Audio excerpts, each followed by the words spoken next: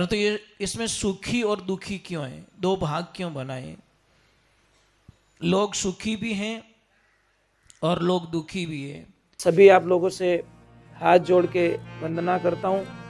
हमारा जो चैनल है श्री सोनू महाराज, वो चैनल जरूर सब्सक्राइब करें और इन वीडियो को शेयर करते रहिए। हम बात करते हैं, परंतु आज की बात कीजिए। कल मत जियो, पल जियो, आज जियो, एवरीडे जियो। आज बिगाड़ के हम कल सुधारना चाहे तो ये संभव नहीं है। इसलिए इस जीवन को जीने की कला सीख जाए। जीवन को जीने का एक हर दिन हमें जीवन जीना है।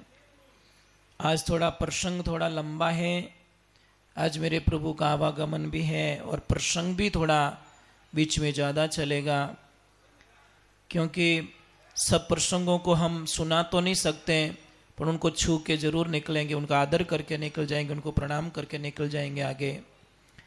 तो कल कथा कहाँ विश्राम हुई थी?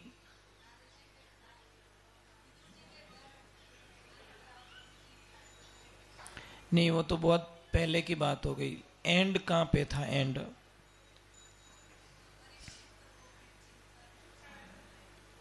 जी, ये मैत्रेय मुनि और विदुर जी का संवाद है गंगा किनारे का। जो गंगा किनारे मैत्रेय जी मुनि को विदुर जी महाराज प्रश्न कर रहे हैं कि हे महाराज, 3 प्रश्न किए गए कि महाराज मुझे बताओ भगवान ये दुनिया क्यों बनाते हैं? तो मैत्रेय मुनि जी ने बोला कि ये पूरा ब्रह्मांड है, भगवान के खेलने का मैदान है, वो क्रीड़ा करते हैं, लीलाएं करते हैं, इसलिए बनाते वही और तोड़ते वही है। देखिए, एक कुम्हार मिट्टी का बर्तन बनाते हैं, उनको बना देते हैं, परंतु वही मिट्टी का बर्तन वापस टूट जाए तो उसी को वापस प्रोसीजर में डाल के उसी के मिट्टी के बर्तन को दूसरा बर्तन तैयार कर देते हैं। उसी प्रकार हमारी जीवन लीलाओं में भी ये क्रिया चलती रहती है। दूसरे नंबर का प्रश्न किया कि चलो दुनिया बना दी भगवान ने, कोई दिक्कत नहीं, परंतु ये इसमें सुखी और दुखी क्यों है, दो भाग क्यों बनाए? लोग सुखी भी हैं और लोग दुखी भी है। ये दो पार्ट्स क्यों बनाए गए, दो भाग क्यों बनाए गए? दुख तो होता है ना, एक भाई तो राजा बन के बैठा है, दूसरा भिखियारी बैठा है, तो थोड़ा दुख फीलिंग होता है मन के अंदर कि ऐसा नहीं होना चाहिए। नियम तो सबके लिए एक जैसा लागू होना चाहिए, पर भगवान के दरबार में भी एक को करोड़पति बना के बैठाया और एक को रोड पे बैठा दिया। तो देखिए, वापस मैत्रेय मुनि जी इसका उत्तर देते हैं कि जब कोई भी इंसान, भगवान उनको कभी दुखी नहीं करते, ध्यान रखना, भगवान कभी कष्ट नहीं पहुंचाते।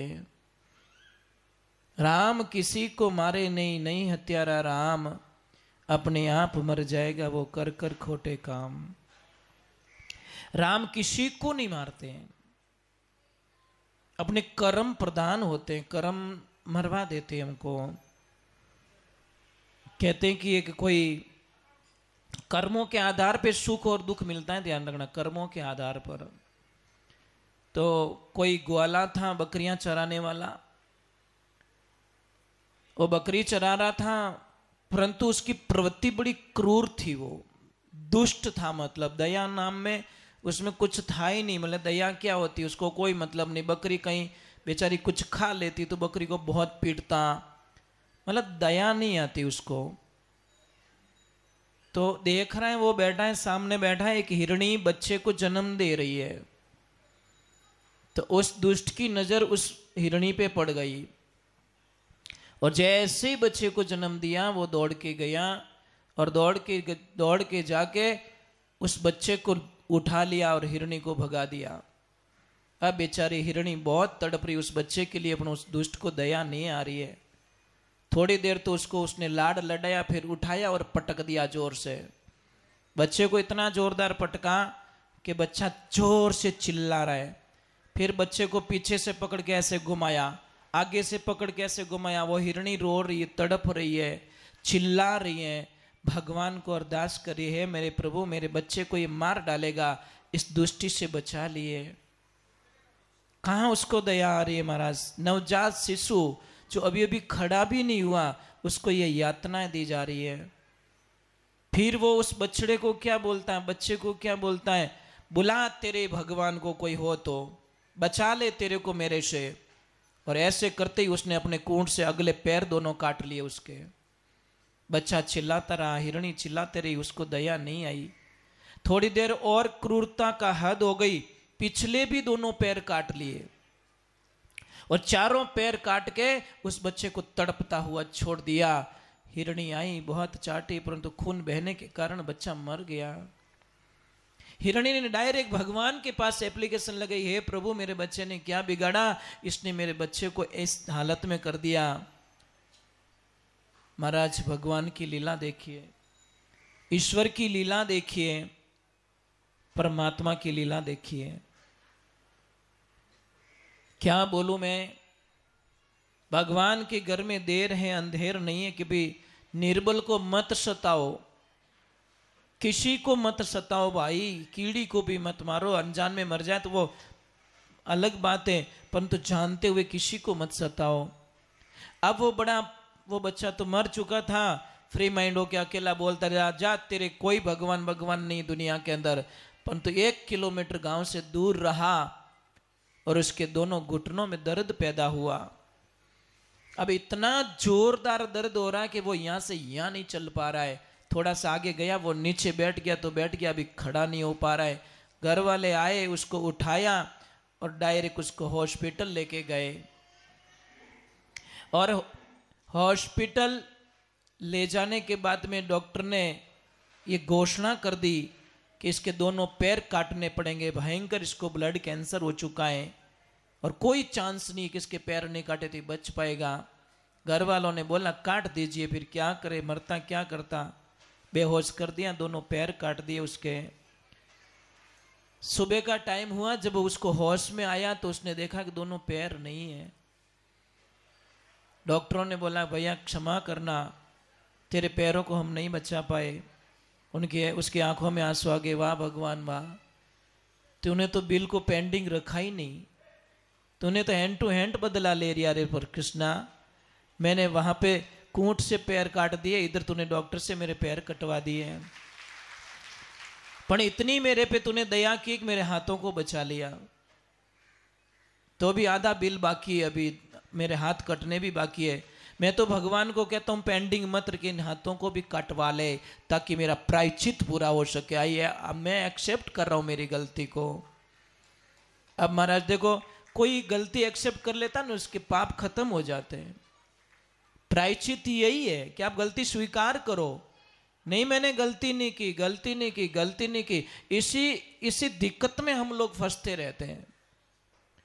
अब महाराज उसको छुट्टी देगी और अणकमऊ आदमी कितो दिन प्यारो लागे, चाहे लेडीज हो चाहे जेंट्स हो, कितना दिन बाला लगो। आप 15 दिन थो बुकार हुआण दो, घर में थो भारी लागो, सबने बोझ लागो। 15 दिन आप सो के देख लो कि मारे तो दिखे ही नहीं, मने तो अंधाड़ी आवे। देखो लोगों की बोली बदल जाएगी साहब, भाषाएं बदल जाएगी, उनका रहन सहन का तरीका। खाना मांगोगे तो क्या बोलेंगे, अरे लावो हो, मरो हो कोई। नेत्र कहीं अरे जिम लो सा, जिम लो, दुकान जानो तो जिमो। ये भाषाएं बदल जाएगी। और संसार मतलब रो जाने बिना कारज नहीं बोले, अंत समय सब दूरा जावे रेवे, माया रे ओले मनवा तो सब बिना सतगुरु कहीं डोले, सतगुरु बिना संगी दी थारो अंत समय के माये। भगवान की लीला देखिए। अब उसको थोड़े दिन घर में रखा, फिर लोगों का सब ढंग भाव देख लिया कि ये मेरी सेवा नहीं कर पाएंगे, मैं कमा नहीं पाऊंगा। तो उस आदमी ने बोला कि मुझे हरिद्वार की ट्रेन में बैठा दो, बस इतनी मेहरबानी कर दो, मुझे ट्रेन के डब्बे में बैठा दो, हरिद्वार वाली गाड़ी पकड़ा दो, आगे का मैं देख लूंगा, मेरे साथ में चलने की कोई जरूरत नहीं है। और फिर वो हरिद्वार चला जाता है। और वो आदमी अभी जिंदा है, जिस आदमी की बात कर रहे हैं वो आदमी अभी जिंदा है, शायद अभी है कि नहीं, हमने 7-8 वर्षों पहले की तो बात थी कि वो आदमी जिंदा था, हमने देखा उसको। और उसी से ये कहानी पूरी सुनी कि भाई मैंने गुरुजी, वो एक गाना गा रहा था ना, इसलिए थोड़ा 2 मिनट के लिए उसके पास थोड़ा रुक गए थे कि भाई ये इतना अच्छा कैसे गा रहा है तू, और क्या दर्द है, वो दर्द के मारे गा रहा था। क्योंकि एक तो होठों का देखिए, प्रेम का जो आंसू होगा ना, प्रेम का, तो आप आंसू डाल देना, अपने किसी के सामने रखना, आंसू यहाँ पे डालना। अगर प्रेम से कोई रो रहा है ना, तो ठंडा आंसू निकलेगा उसका। और कोई दुख से रो रहा है, मां कसम गर्म आंसू पड़ेगा। गर्म आंसू पड़ जाए तो समझ लेना ये बहुत दुखी आत्मा है, और ठंडा आंसू हो तो समझ लेना ये प्रेम से किसके लिए रो रहा है। ये आंसू बता देते हैं गर्म और ठंडा, तो वो गाना भी बता देता है। तो देखिए,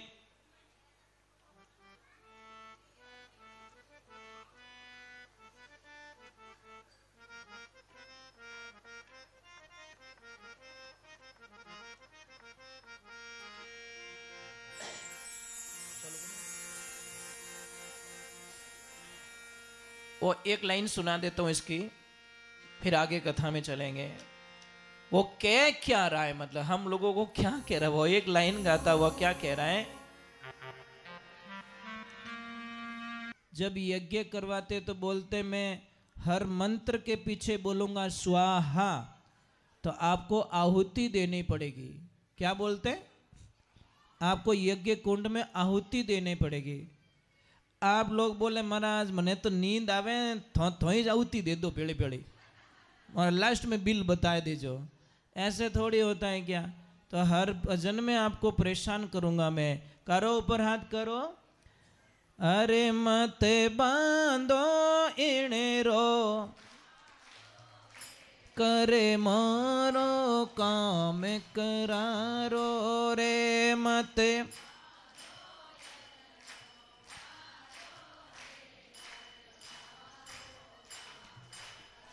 राधे।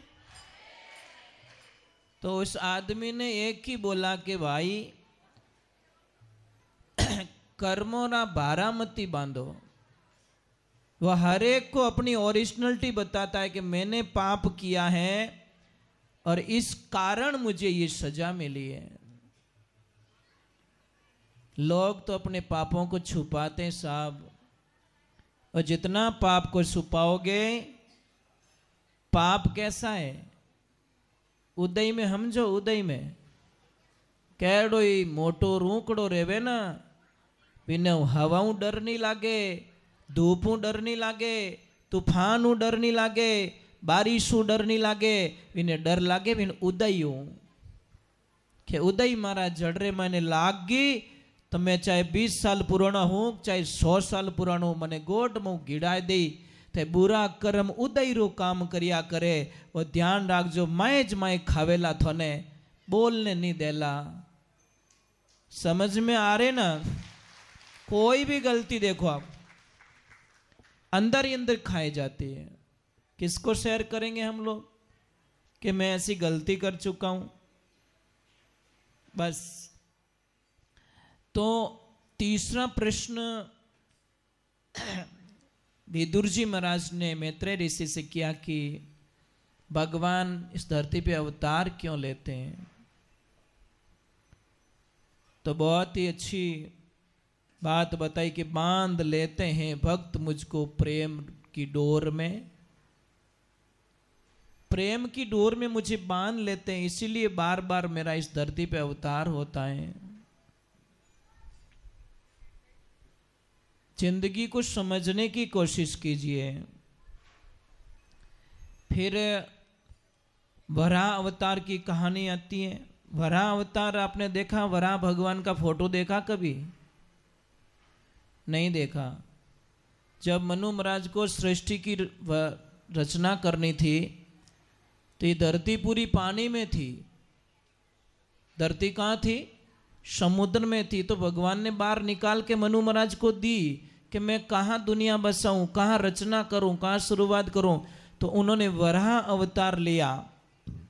वराह अवतार का फोटो देखा कभी? शुक्र का फोटो है, शुक्र का। भगवान का मुंह शुक्र जैसा है। उन्होंने अपनी पूरी ताकत लगा के धरती को समुद्र से बाहर निकाल के उनको दिया। हाँ ऐसे, हाँ ऐसे है। तो वो भी भगवान ने वो रूप बना के धरती को बाहर निकाला समुद्र से और मनु महाराज को दिया। मनु महाराज के 2 पुत्र थे, उत्तानपाद और प्रियव्रत, और उनकी 3 बेटियां थी, आहुति, देहुति और प्रसूति। भगवान ब्रह्मा जी के मन से कर्दम ऋषि का प्रकट हुआ। कर्दम ऋषि को बोला गया कि तुम शादी करो, संसार बसाओ, पर वो बोले मुझे शादी नहीं करनी है।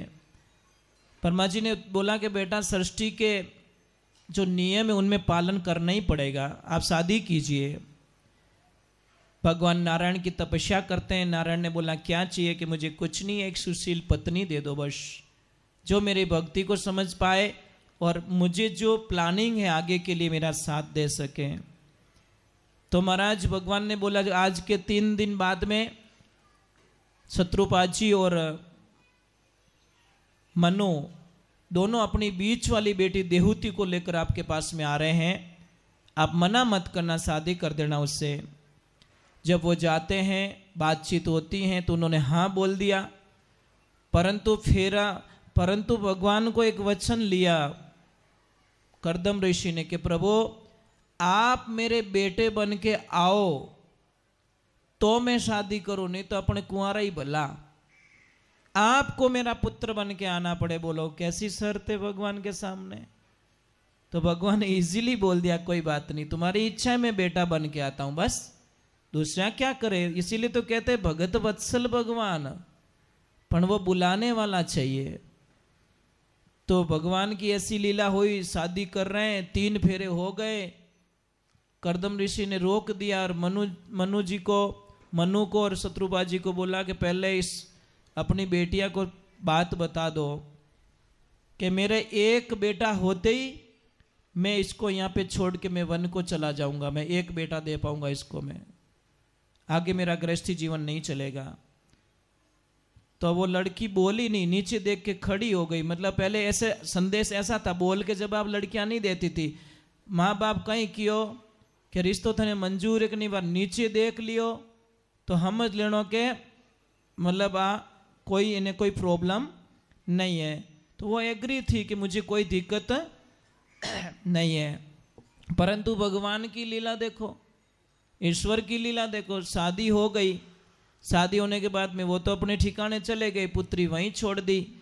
अब लक्ष्मी जी को बोला कि जाओ अपना घर संभालो।